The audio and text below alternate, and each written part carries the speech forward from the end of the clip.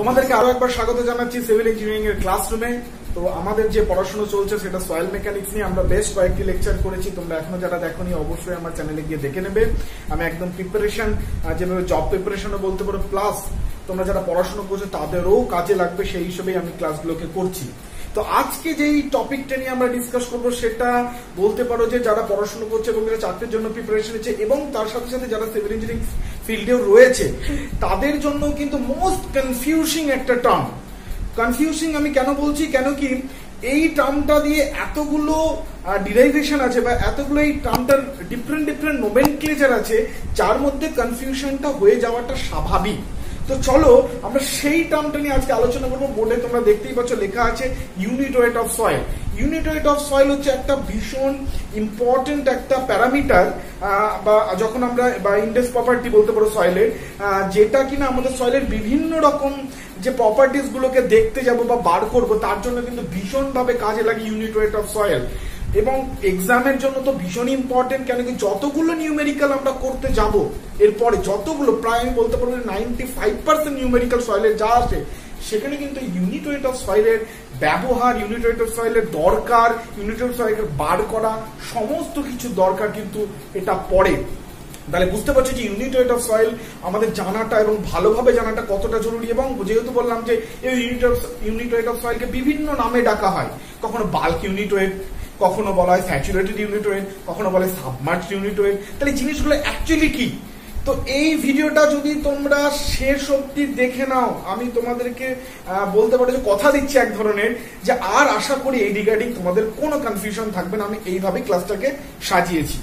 তাহলে প্রথমেই চলো আমরা জেনে নিই, একটু বেসিক থেকে শুরু করি যাতে একদম এই রিগার্ডিং সব কনফিউশন ক্লিয়ার হয়ে যায়। প্রথমেই আমরা যেটা জানবো সেটা হচ্ছে ইউনিট ওয়েট অফ সয়েল বা ইউনিট ওয়েট অফ এনিথিং বলতে কি বোঝায়। সয়েলকে নিয়ে যদি পড়াশোনা করছি তো সেই সয়েল নিয়ে বলছি। অবশ্যই ইউনিট ওয়েট মানে হচ্ছে প্রথমে থাকে ওয়েট অফ সয়েলের, যেহেতু বলছি ওয়েট অফ সয়েল, সয়েলের ওয়েট ডিভাইডেড বাই কি না ভলিউম অফ সয়েল।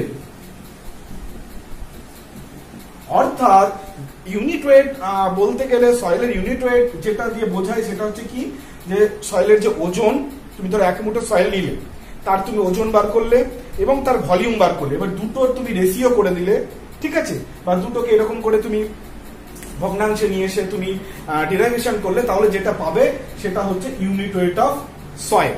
এবার এখানে একটা কনফিউশন আসে যে এর একক কি বা ডেনসিটির সঙ্গে আমরা এটাকে প্রথম গুলিয়ে ফেলি। এই জায়গাটাকে চলো আগে ক্লিয়ার করে নিই। তো এটা কি এলো weight of soil. Weight of soil মানে কি, আমরা ডাব্লিউ দিয়ে লিখছি, W of soil by volume of soil. আচ্ছা, ওয়েট মানে কি আমরা জানি, খুব সিম্পল, আমরা ফিজিক্সে আমরা জেনেছি কি ওয়েট মানে হচ্ছে মাস ইনটু অভিকর্ষজ ত্বরণ বা গ্র্যাভিটেশনাল অ্যাক্সিলারেশন ডিভাইডেড বাই সয়েলের ভলিউম অফ সয়েল। ক্লিয়ার? এবার এই দেখো, এই যে মাস বাই ভলিউম, এই মাস বাই ভলিউমটাকে আমরা কি লিখি, মাস বাই ভলিউমটাকেই লিখি আমরা ডেনসিটি। এবং তার সাথে যদি অ্যাক্সিলারেশন, গ্র্যাভিটেশনাল অ্যাক্সিলারেশনকে যদি গুণ করা হয় তাহলে হয় হচ্ছে ইউনিট ওয়েট। তাহলে ইউনিট ওয়েট কি, ইউনিট ওয়েট কিন্তু ডেনসিটির সাথে যখন আমরা গ্র্যাভিটেশনাল অ্যাক্সিলারেশন গুণ করব তখনই কিন্তু আমরা ইউনিট ওয়েট পাই। তাহলে বুঝতে পারছো এই ডেনসিটির সাথে ইউনিট ওয়েটের সম্পর্কটা আজকের পর থেকে আর কোনোদিন আশা করি ভুল হবে না। এটা কিন্তু একদম মাথার মধ্যে ঢুকিয়ে নাও, ঠিক আছে? এবার চলো আমরা দেখে নিই ডেনসিটির মানে কি একক হয় এবং তার সাথে সাথে ইউনিট ওয়েটের কি একক হয় এবং এই রিলেশনটা কি অ্যাকচুয়ালি, ঠিক আছে? এটার দরকারটা তোমার যেমন এখানে পড়বে, তার সাথে সাথে ফ্লুইড মেকানিক্সও লাগবে এবং অন্যান্য অনেক জায়গাতেই কিন্তু এই ব্যাপারটা লাগবে। তো ফলে জিনিসটা কিন্তু খুব ভালো করে বুঝে নাও, না হলে তুমি পজ করে করে বারবার দেখে দেখে এটা একটু একদম মাথার মধ্যে ক্লিয়ার করে নাও। আচ্ছা, চলো আমরা এককটা প্রথমে বার করার চেষ্টা করি। আমরা এককটা বার করবো এসআই ইউনিটে, ঠিক আছে? এসআই ইউনিটে আমরা এককটা বার করি, কারণ কি এসআই ইউনিটে আমাদের সাধারণত প্রবলেমস গুলো বেশি আসে, ঠিক আছে? তাহলে এবার দেখো রো, রো কি, রো মানে হচ্ছে রো কে কি পেয়েছি, মাস বাই ভলিউম। তাহলে মাসকে এসআই পদ্ধতিতে কি লেখে, কেজি। আচ্ছা, ভলিউমটাকে কি, মিটার কিউব। আর জি অভিকর্ষজ ত্বরণ, ত্বরণ তো তার মানে ত্বরণের একক কি? ত্বরণের একক হচ্ছে মিটার পার সেকেন্ড স্কয়ার। আমরা এটা জানি ত্বরণের একক, ঠিক আছে, ভেলোসিটির change with respect to time, সেটাই হয়েছে। আচ্ছা এবার একটা জিনিস খেয়াল করে দেখো, আমি এখানে পাশে লিখছি, সেটা হচ্ছে ফোর্স। বল, বল তো আমরা শুনছি ফোর্স। ফোর্স কি? ফোর্স ইকুয়াল টু হচ্ছে মাস ইনটু অ্যাক্সিলারেশন। এটা আমরা জেনেছি তো, ফোর্স ইকুয়াল টু হচ্ছে মাস ইনটু অ্যাক্সিলারেশন। আচ্ছা এটাকে যদি আমরা এককে লিখি তাহলে কি? কেজি। আর অ্যাক্সিলারেশনকে কি বলবো আমরা? যেটা পেলাম মিটার বাই সেকেন্ড স্কয়ার। এটাকে আমরা ফোর্স বলি। এটা যদি এসআই পদ্ধতিতে করি তাহলে এটাকে আমরা বলবো নিউটন। ফোর্সের একক কি? নিউটন। যদি আমরা এসআই পদ্ধতিতে করি, এবার তুমি দেখো তো এখানে তুমি একটা সেম জিনিস পাচ্ছ না? KG metre per second square. এই দেখো KG metre per second square পাচ্ছ না? পাচ্ছ। তাহলে কেজি মিটার পার সেকেন্ড স্কয়ারকে কি বলে? নিউটন। তাহলে নিউটন পার মিটার কিউব। তাহলে খেয়াল করে দেখো ইউনিট ওয়েট, ইউনিট ওয়েটের যে ডিরাইভেড মানে এককটা পাচ্ছি সেটা দাঁড়াচ্ছে কি? Newton per metre cube. Clear? Newton per metre cube. আচ্ছা এখানে আরেকটা জিনিস হয়, আমাদের সাধারণত ইউনিট ওয়েট গুলো কিন্তু নিউটনে বলা হয় না, কিসে বলা হয়? কিলো নিউটনে। আচ্ছা কিলো নিউটন মানে কত? কিলো নিউটন মানে কত? 1 কিলো নিউটন মানে হচ্ছে 1000 নিউটন। 1 কিলো নিউটন মানে 1000 নিউটন। ঠিক আছে, আমরা সয়েলের ইউনিট ওয়েট গুলোকে কিন্তু আমরা কিলো নিউটনের রেসপেক্টেই লিখি। ওকে, তাহলে এখানে আশা করি আর কোনো সমস্যা থাকলো না। রো, তাহলে আমাদের যে এই যে রো শুধু, তাহলে রো এর ইউনিট কি হবে? KG per metre cube. ডেনসিটির ইউনিট হয় KG per metre cube SI পদ্ধতিতে। আর ইউনিট ওয়েটের একক কি হবে? Newton per metre cube. আর সয়েলের ক্ষেত্রে যেহেতু আমরা নিউটনে লিখি না, আমরা কিলো নিউটনে প্রকাশ করি, তাহলে সেটা হচ্ছে কিলো নিউটন মিটার কিউব হয়ে যাবে। এবার আমরা আরো একটা ইম্পর্টেন্ট জিনিস জানবো, সেটা যেটা জানাটা খুব দরকার। কেন কি আমাদের বলতে পারো অনেক নিউমেরিক্যাল প্রবলেমস এর মধ্যে এই ডেটাটা দেওয়া থাকে না। সেইটা হচ্ছে কি? Unit wait of water. এই ইউনিট ওয়েট অফ ওয়াটারটা কি, তার মান কত হতে পারে বা কি মানগুলো আমরা ইউজ করবো। কেন কি অনেক নিউমেরিক্যাল প্রবলেমে কি হয় দেখবে যে গামা ডাব্লুটা দেওয়া থাকে না, এটা আমাদেরকে অ্যাজিউম করে নিতে হয়। তাহলে অ্যাজিউম আমরা তখনই করতে পারবো যখন আমরা ঠিক ঠিক মানটা জানবো, এবং মানটা ঠিক ঠিক জানা মানে কি? ঠিক ঠিক এককের বেসিসে জানবো। ঠিক আছে, কোন কোন এককের সাথে এটা যাচ্ছে বা তার কোন সময় কোন একক হবে, এই ব্যাপারগুলো সম্পর্কে আমরা একটু জেনে নেবো। তাহলে চলো আমরা একটু গামা ডাব্লুটা জেনে নিই, এটা জানাটা কিন্তু খুব এসেনশিয়াল। আচ্ছা গামা ডাব্লু মানে কি? গামা ডাব্লু মানে রো ডাব্লু ইন্টু জি, মানে ডেনসিটি অফ ওয়াটার ইন্টু জি। আমরা আগেই পড়েছি ডেনসিটি মাস বাই ভলিউম, সেটা আগে আমরা জেনে নিয়েছি। ঠিক আছে, এটা জি।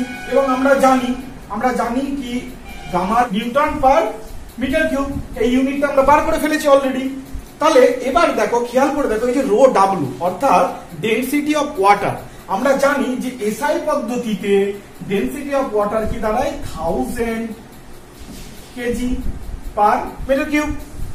1000 কেজি পার মিটার কিউব, এটা আমরা জানি। এসআই পদ্ধতিতে, সিজিএস পদ্ধতিতে সেটা দাঁড়ায় কি? 1 গ্রাম পার সিসি, মানে সেন্টিমিটার কিউব। ক্লিয়ার? তাহলে যেহেতু আমরা এখানে এসআই পদ্ধতি পুরোটা বার করি, তাহলে এটা ইউজ করব। তাহলে রো এর জায়গায় আমরা লিখে দেবো 1000। আচ্ছা জি জি জি এর মান কত হয় আমরা খুব ভালো করে জানি।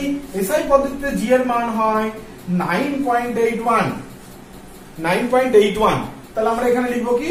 9.81। আচ্ছা আমরা এখানে মানে ইউনিটটা নিয়ে কেন, মানে এককটা নিয়ে কেন মাথা ঘামালাম না? কেন কি আমরা এককের পুরো ডিরাইভেশনটা আগে করে আমরা পাশে লিখে দিয়েছি, সেই জন্য আলাদা আলাদা করে এগুলোর একক নিয়ে আমরা কথা বললাম না।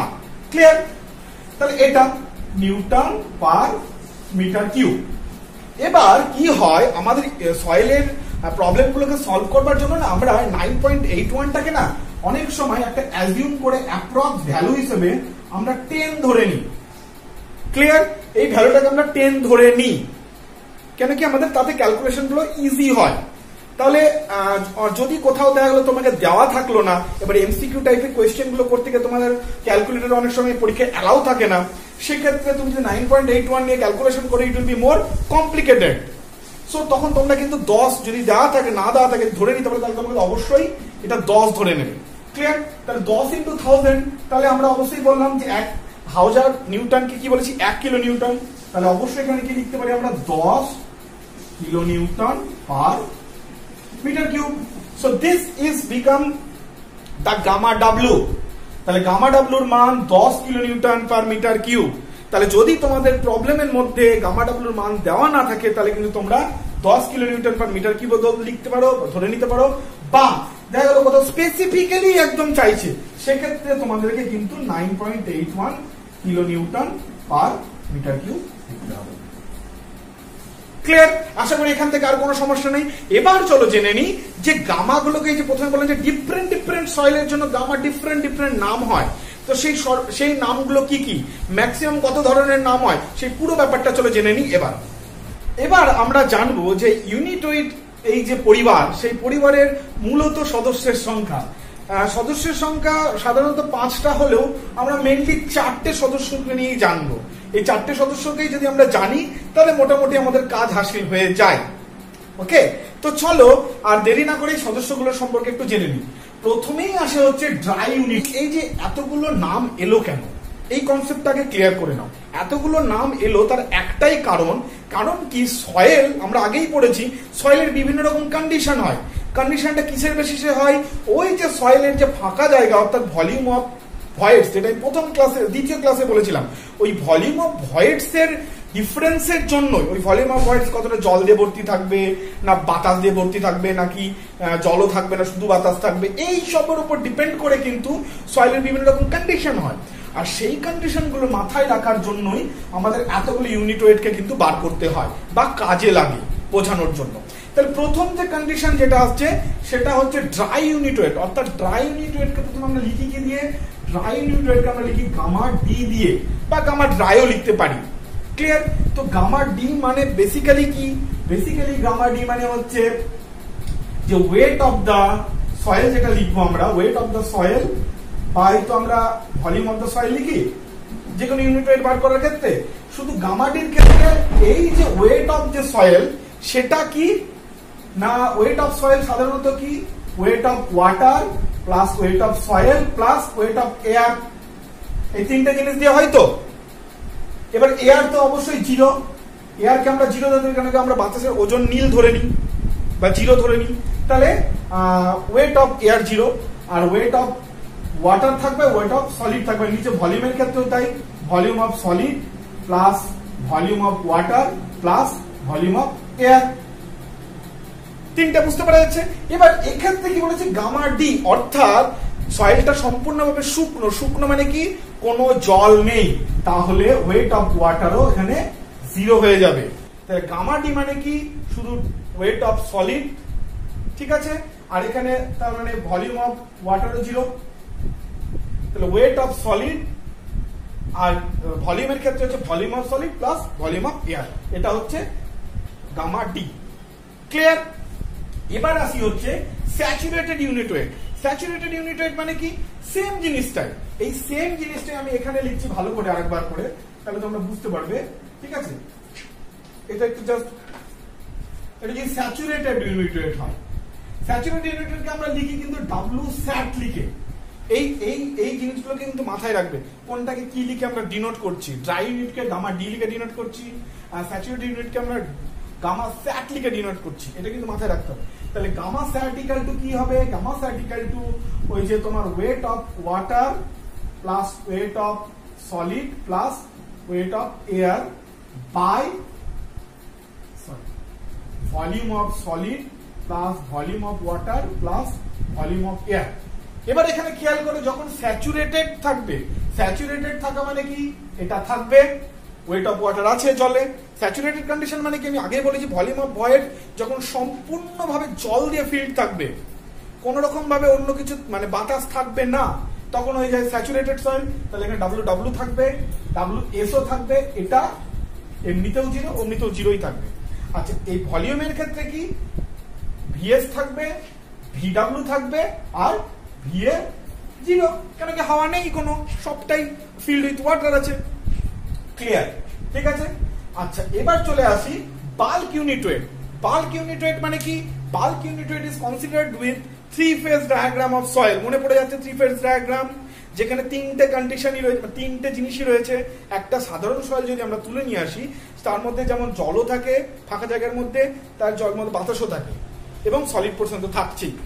ঠিক একই রকম ভাবে যখন আমরা বাল্ক ইউনিটয়েড বলবো, মানে ধরো যে কোনো আমি গামা বাল্ক লিখে আমরা বলি, গামা বিও বলি, গামা বাল্কও বলি বা গামা টোটালও বলি, তিনটে নামই বলি। ক্লিয়ার? তো এরকমটা কত হয়, সেই গামা বাল্কটা কত হয়? গামা বাল্কটা এটাকে তোমরা দেখো, এই তিনটে কন্ডিশনই থাকবে, মানে ওয়েট অফ ওয়াটারও থাকবে, ওয়েট অফ সলিডও থাকবে, আর ওয়েট অফ এয়ার তো থাকা না থাকে একই ভাবে, কারণ স্যার জিরো ধরে নি, কিন্তু নিচে তিনটেই থাকবে। ভলিউম অফ সলিডও থাকবে, ভলিউম অফ ওয়াটারও থাকবে এবং ভলিউম অফ এয়ারও থাকবে। সেটা হয়ে গেল আমাদের হচ্ছে বাল্ক ইউনিটয়েড। মানে একদম সাধারণভাবে সয়েল তুলে নিয়ে আসলে সয়েলের মধ্যে যে তিনটে কন্ডিশনই রয়েছে, কিন্তু আগের দুটো যে আমরা পড়লাম সেটা দুটো কিন্তু দুটো স্পেসিফিক কন্ডিশন। ড্রাই কন্ডিশন যখন জল নেই, স্যাচুরেটেড কন্ডিশন যখন হাওয়া নেই। ক্লিয়ার? কিন্তু এই কন্ডিশনটা কি দুটোই আছে, বুঝতে পারছি? তুমি কনসেপচুয়ালি কিন্তু এটা বুঝে নাও যে স্যাচুরেটেড ইউনিটয়েড বলতে কি, ড্রাই ইউনিটয়েড বলতে কি, আর বাল্ক ইউনিটয়েড বলতে কি। ক্লিয়ার? এবার লাস্ট যেটা চলে আসে এটা হচ্ছে সাবমার্জ ইউনিটয়েড। খুব ইম্পর্টেন্ট, কেন কি এখান থেকে একটা নিউমেরিক্যাল আসে। এই গামা সাবমার্জকে আমরা লিখি গামা সাব, SUB, এটা কিন্তু মাথায় রাখবে। গামা সাব কি? গামা সাব হচ্ছে যখন আমরা বলি না সাবমেরিন পড়ে জানি, সাবমেরিন কি, যে জলের তলে থাকে। এক্স্যাক্টলি যখন ধরো সয়েল কণাগুলো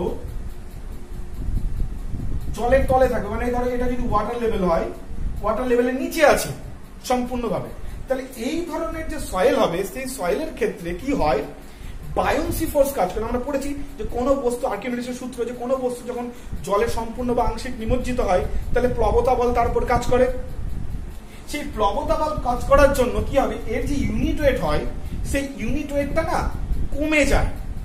কতটা পরিমাণ কমে যায়, এটা একটা ডিরাইভেশন আছে, সেই ডিরাইভেশন আমি যাচ্ছি না।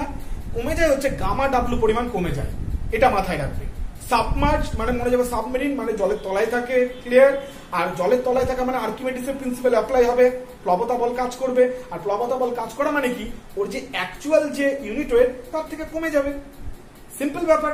তাহলে এই গামা সাবমার্জ তার যে ভ্যালুটা হবে সেটা কত হবে, সেটা এবার দেখো কি থেকে কমবে, গামা স্যাচুরেটেড থেকে কমবে। কেন স্যাচুরেটেড থেকে কমবে? কেন জলের নিচে আছে, মানে অলরেডি ওর সমস্ত ফাঁকা জায়গা জল দিয়ে ভর্তি হয়ে গেছে, বাতাস নেই, তার মানে তার সয়েল ইজ স্যাচুরেটেড। ঠিক আছে? বাট সেটার থেকে কমবে কি, গামা ডাব্লু পরিমাণ কমবে ডিউ টু বায়োন্সি ফোর্স বা প্লবতা বল। ভীষণ ইম্পর্টেন্ট এইটা গামা সাব।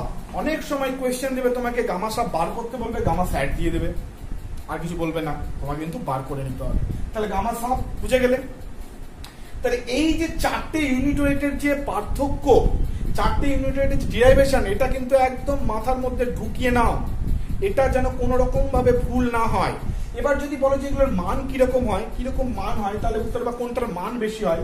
তাহলে এখান থেকে তোমরা বুঝতে পারছো সবচেয়ে বেশি মান কোনটার হবে, অবশ্যই স্যাচুরেটেড ইউনিট ওয়েটের হবে। কেন কি, এখানে দুটো জিনিস থাকে, ওয়েট অফ সলিডও থাকে প্লাস ওয়েট অফ ওয়াটারও থাকে। তাহলে এই উপরটা বেশি হবে মান, উপরটা মান বেশি হবে মানে গামার মান বেশি, তাহলে গামা স্যাচুরেটেড এর মান সবচেয়ে বেশি হয়।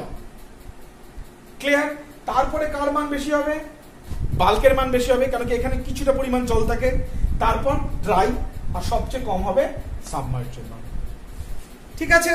তাহলে এবার ধরো তোমাদের পরীক্ষা, এইটা আমি কেন বললাম মানের কথাটা, ধরো তোমাদের পরীক্ষায় কোনো একটা নিউমেরিক্যাল এলো, তুমি মান বার করলে, এবার ধরো ক্যালকুলেশন করতে করতে কত ভুল হয়ে গেছে, তাই দেখা গেল এরকম হলো তোমার যে গামা সাবমার্জের মান তোমার ধরো ড্রাই ইউনিট ওয়েটের চেয়ে বেশি চলে এসেছে, বা ধরো স্যাচুরেটেড ইউনিটের চেয়ে বেশি চলে এসেছে, তাহলে তুমি বুঝে যাবে তোমার অঙ্কটা কিন্তু ভুল হয়েছে। জাস্ট এটা সেলফ চেক করার জন্য আমি এটা বলে দিলাম।